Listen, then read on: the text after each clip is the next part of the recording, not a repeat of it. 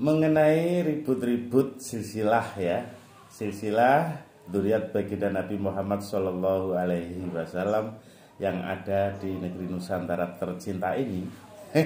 Sekarang ini ribut-ribut antara habaib dan keturunan Wali Songo. Ini sebenarnya terjadi karena adanya orak-arik dan otak-atik silsilah sejak lama dulu ya. Habaib pun melakukan klaim-klaim yang tidak pas tentang silsilah. Di antaranya yaitu mengakui klaim bahwa Wali Songo keturunannya itu bagian jalur keturunan baginda Nabi Muhammad SAW dari jalur Sayyid Muhammad Baqir. Itu tidak benar. Kemudian dari keturunan Wali Songo sendiri pun ya kacau silsilahnya, mempercayai silsilah yang hasil otak-atik, orak-arik, silsilah keturunan Wali Songo sejak zaman dulu. Contohnya nyata, mengaku-ngaku keturunan Wali Songo tetapi keterlaluan tidak mengenal Syekh Jumadil Kubro sebagai punjernya Wali Songo, orang tuanya Wali Songo. Dan Syekh Jumadil Kubro Semarang ya ini, itu ke atasnya sampai kepada baginda Nabi Muhammad Shallallahu Alaihi Wasallam bukan melalui jalur Sayyid Mubakir, putra dari Sayyid Sultan Zainal Abidin, tetapi Syekh Jumadil Kubro ke atas itu berjalur sampai Rasulullah melalui putra Sayyid Sultan Zainal Abidin, putra nomor 2 yaitu Sayyid Sultan Walid Zainal Alim bin Sultan Zainal Abidin bin Sayyidina Husain, putra dari Siti Fatimah Az-Zahra dari suaminya yaitu baginda Ali bin Abi Thalib. Fatimah Az-Zahra adalah putri dari Rasulullah Muhammad Shallallahu Alaihi Wasallam. Itu jelas tertulis urut runtut di kitab Pustaka Dara Agung yang saya jadikan rujukan. Dan itu sudah saya sampaikan 17 tahun yang lalu. Dan kitab Pustaka Dara Agung ini bersumber dari sejarah keraton. Maka nanti untuk menyelesaikan ribut-ribut tentang silsilah habaib dan keturunan Wali Songo ini tidak akan selesai kalau masing-masing memakai silsilah yang diyakini benar, padahal itu hasil orak-arik dan otak-atik silsilah sejak zaman dulu. Ayo kembali, kalau ingin selesai ketemu silsilah jalur benar, ya kembali ke sejarah keraton. Manuskrip di keraton, buka lagi, bongkar, buka lagi. Dan insya Allah di Keraton Surakarta Hadiningrat ini manuskripnya hari-hari ini mulai dibuka lagi untuk mencocokkan Pustaka Dara Agung ini, kitab Pustaka Dara Agung ini, karena sumbernya dari Keraton Surakarta Hadiningrat. Nah, kalau nanti manuskrip di Keraton Surakarta Hadiningrat ketemu silsilah Wali Songo, silsilah habaib itu dengan benar sesuai dengan yang saya sampaikan sejak 17 tahun yang lalu melalui runutan di kitab Pustaka Dara Agung, menyampaikan silsilah Syekh Jumadil Kubro Semarang ini, maka nanti konsekuensinya semua manuskrip di keraton Nusantara ini yang kasultanan atau kasunanan itu harus selaras dengan punjer yaitu di manuskrip di Keraton Surakarta Hadiningrat. Baru akan selesai. Bangsa ini sudah tidak lagi dilabeli oleh Simbah Syekh Jumadil Kubro, katanya seneng jupuk sing dudu hae. Itu. Yang kedua, seneng nganggo klambi pakaian sing dudu duweke. Ya. Suka mengambil yang bukan haknya dan suka memakai baju pakaian yang bukan miliknya. Baju atau pakaian itu menurut Simbah Syekh Jumadil Kubro itu ya silsilah itu tadi yang sudah sejak lama diorak-arik dan diotak-atik. Ini mau ada debat ya, ada debat antara habaib dan turunan Wali Songo. Ada penengahnya ya, katanya ada yang siap jadi penengah. Tapi saya melihat yang jadi penengah itu pun awam tentang silsilah, tidak layak. Yang awam jangan ikut campur begitulah. Kenapa awam? Ya, itu mengaku-ngaku keturunan Wali Songo, tetapi tidak ngerti, tidak tahu tentang Syekh Jumadil Kubro sebagai punjernya Wali Songo, sebagai gurunya Wali Songo, sebagai orang tuanya Wali Songo, yang ke atasnya bersambung lurus sampai baginda Nabi Muhammad SAW. Maka ke bawahnya keturunan Syekh Jumadil Kubro ini ya jangan diotak-atik lagi. Ini ada ya. Siapa nanti publik bisa mencari ya. Keturunan Syekh Jumadil Kubro satu jalur min Husain itu ada yang dipisah. Sebagian dikaitkan dengan silsilah dari Syekh Abdul Qadir Al-Jilani radhiyallahu an. Yang ke atasnya berarti min Hasan. Sebagian lagi disangkutkan dengan min Husain, tetapi tidak menyebut Syekh Jumadil Kubro sedikit pun, padahal keturunannya. Nah, Sunan Kalijogo itu silsilah ke atasnya tidak sampai kepada baginda Nabi Muhammad SAW, tapi sampai kepada paman baginda Nabi yaitu Sayyidina Abbas. Itu. Jadi orak-arik dan otak-atik silsilah sejak lama. Kejam sekali ini. Anak-anak kita, generasi muda kita nanti uman opo, tidak tahu apa-apa tentang jati diri leluhurnya. Kalau silsilah hasil orak-arik dan otak-atik yang sudah sejak lama ini dipakai sebagai landasan saling klaim. Saya sudah 17 tahun yang lalu, sejak 17 tahun yang lalu ditugasi menyampaikan silsilah Syekh Jumadil Kubro Semarang ini sebagai rujukan punjernya Wali Songo. Ke bawahnya urut cetok. Ada lagi ini yang lucu. Sunan Ngatasangin atau Pangeran Penatas Angin. Itu ada yang klaim silsilah Sunan Ngatasangin atau Pangeran Penatas Angin itu sebagai dzurriat baginda Nabi Muhammad SAW. Itu min Hasan, jalurnya sampai ke Syekh Abdul Qadir Al-Jilani berarti min Hasan. Lucu banget ini, dan itu disampaikan kepada tamu dari luar yang berkunjung ke Indonesia ini, dipamer-pamer ke silsilah hasil orak-arik otak-atik itu. Lucu banget. Ini ya informasi dasar tentang yang Pangeran Penatas Angin atau Sunan Ngatasangin. Itu di kitab Pustaka Dara Agung disebut Sunan Ngatasangin. Beliau itu adalah keturunan dari Raja Gua ke-10. Nama kebangsawanan di sana adalah Daeng Mangemba Natisoang, Pangeran Penghalau Angin katanya. Kemudian ayahandanya bernama Karaeng Tumapak Risi Kalona, ibunya I Malati Daeng Bau. Kemudian guru kanuragan, kesaktian, ilmu kanuragan dan kesaktian yang sejak kecil membimbing beliau adalah namanya Daeng Pomatik. Itu masih paman beliau sendiri. Kemudian Daeng Mangemba Natisoang ini ke Demak. Awal pertamanya membantu armada Demak untuk melawan Portugis di Malaka. Karena saat itu ketika masih remaja 15 tahunan itu di Sulawesi Selatan, yaitu di Kampung Pamulingkang, ada seorang pemuda Demak namanya Sulasi. Itu seumuran dengan Katir, seumuran dengan Pangeran Patiunus. Itu satu tim lah, para pemuda pemberani dari Demak. Dan Sulasi ini di Kampung Pamulingkang, Sulawesi Selatan itu tujuannya memang ditugasi oleh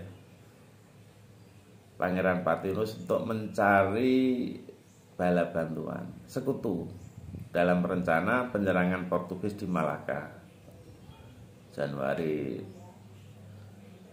1410 2011 atau 2021 itu. Kemudian Daeng Mangembanati Soang ini berkenalan dengan Sulasi tadi dan bersahabat dekat akrab di kampung Pamulingkang, Sulawesi Selatan sana. Sulasi itu dikenal dengan nama Igalasi di sana ya.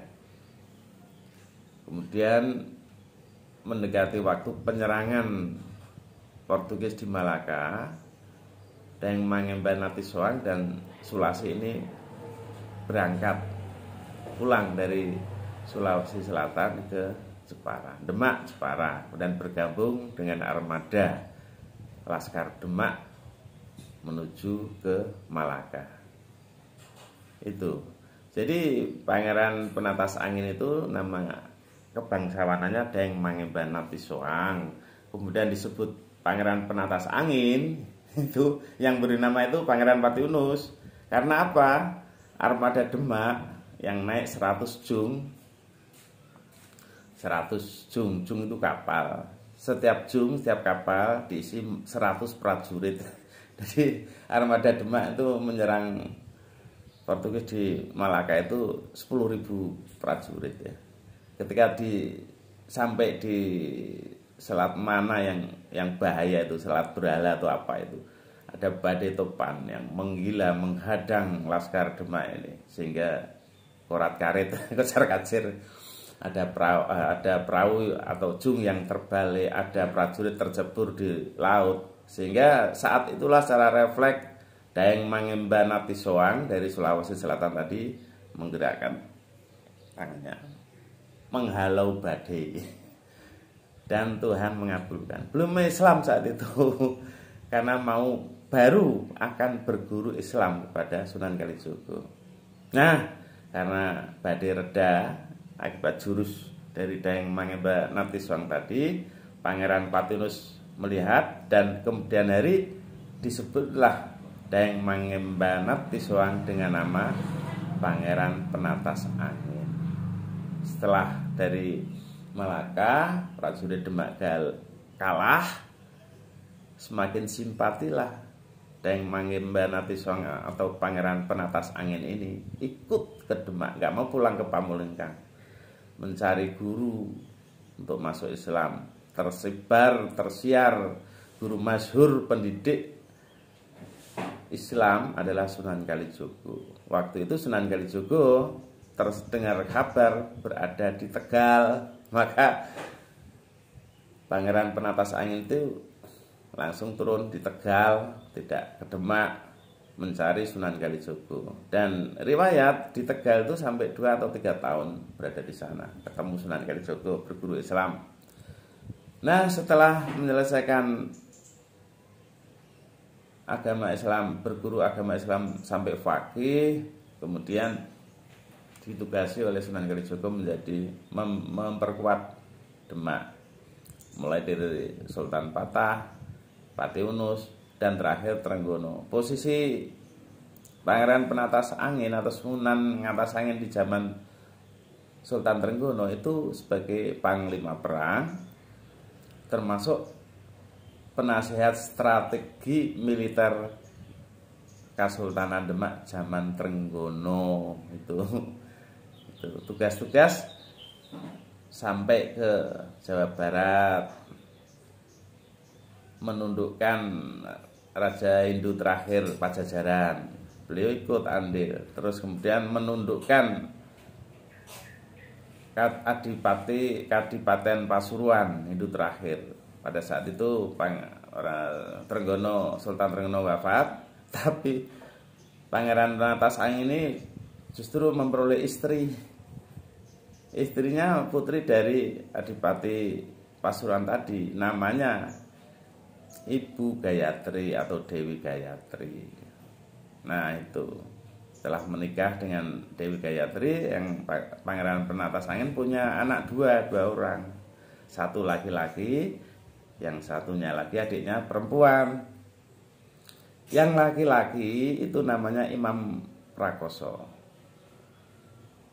Setelah dewasa dia ikut ngenger setelah Demak selesai ya, Imam Prakoso itu dan adiknya Dewi Kosasih. Yang perempuan itu Dewi Kosasih. Imam Prakoso Ngeri Pajang dan Mataram. Kemudian dari Mataram ditugaskan di Pasuruan, tempatnya mbahane. Yang putri, anak putrinya Dewi Kosasih itu ditempatkan di daerah Jawa Barat di Cirebon. Itu dari Mataram menempatkan di Cirebon, Dewi Kosasih itu. Yang Imam Prakoso punya keluarga di sana turun-temurun sampai ke ayah mertua saya, Bapak Muzaini bin Simbah Kusman. Yang dari jalur putri Dewi Kosasih tadi di Cirebon, ya banyak di sana keturunannya karena Dewi Kosasih pun berkeluarga. Tapi yang dari jalur Cirebon saya kehilangan lacak, kehilangan jejak. Itu. Jadi yang Pangeran Penatas Angin atau yang di kitab Pustaka Darah Agung disebut Sunan Ngatas Angin tidak bersambung silsilahnya sampai ke baginda Nabi Muhammad SAW. Beliau tidak mau mengakui itu, tidak mau menerima itu, label itu, pakaian yang dipaksa-paksakan untuk dipakaikan kepada beliau. Tidak mau karena su'ul adab dan tidak dibenarkan. Itu. Ini melalui lisan saya ini, saya diminta oleh beliau untuk mengingatkan siapa saja yang hari ini melakukan itu. Awas, hati-hati ya, hati-hati. Para sepuluh pasti marah, pasti tidak mau menerima baju atau pakaian yang bukan miliknya, sementara hari-hari ini sejak dulu sampai hari-hari ini dipaksa-paksakan dipakaikan. Ayo buka lagi sumber pustaka resmi ya di keraton. Jangan cari comot sana comot sini, ora arek otak adik silsilah, bahaya. Engko anak turun generasi yang akan datang uman opo tidak tahu sama sekali jati dirinya karena sebagai korban ora arek dan otak adik silsilah yang sengaja sejak dulu dilakukan. Jadi kembali ke jalur yang benar silsilah. Dari jalur habaib, nggak usah ngeklaim Wali Songo di aku jalurnya Sayyid Mubakir, karena tidak seperti itu. Ya. Wali Songo punjernya Simbah Said Jumadil Kubro Semarang. Seperti Sunan Giri, Sunan Kudus itu satu jalur Said Jumadil Kubro. Tapi ada yang hari ini mengatakan Sunan Giri, Sunan Kudus itu jalurnya keturunan Syekh Abdul Qadir Al-Jilani radhiyallahu anhu min Hasan. Ini bahaya ini. Pasti beliau-beliaunya tidak mau. Itu. Ayo ora arek otak adik silsilah itu kejam ternyata. Ini bangsa ini kalau tidak bisa menyelesaikan masalah silsilah keturunan baginda Nabi Muhammad SAW di negeri Nusantara tercinta yang jumlahnya sangat banyak ini ya, energi positifnya, keistimewaannya hampa, tidak ada gunanya. Bahkan bermanfaat bagi diri sendiri saja tidak bisa ini nanti. Lihat, saya sudah menyampaikan tugas sudah saya jalankan sejak 17 tahun silam sampai hari ini. Silahkan. Intinya jangan memanfaatkan orang yang awam tentang silsilah untuk menengahi, untuk debat dan lain sebagainya. Orang awam minggir, nggak usah ikut campur. Kenapa awam? Iya, karena mengaku-ngaku keturunan Wali Songo, kok heran dengan nama Syekh Jumadil Kubro. Kok nggak ngerti? Padahal Syekh Jumadil Kubro itu punjernya Wali Songo, orang tuanya Wali Songo, sesepuh leluhurnya Wali Songo, guru-gurunya Wali Songo. Dan adanya Dewan Dakwah Wali Songo itu awal pertama adalah gagasan Syekh Jumadil Kubro yang disampaikan kepada putra menantu beliau, yaitu Sultan Mahmud di Ngerum, Turki. Itu. Jadi ayo kembali ke jalur yang benar tentang silsilah. Ben padang pikire, padang atine. Gagah langkai. Tidak keserimpet-serimpet. Gitu ya, mudah-mudahan omongan saya, omongan wong cilik ini Allah menguatkan, berkaum, mengiang-iang di telinga para yang pecinta kebenaran, pecinta kejujuran.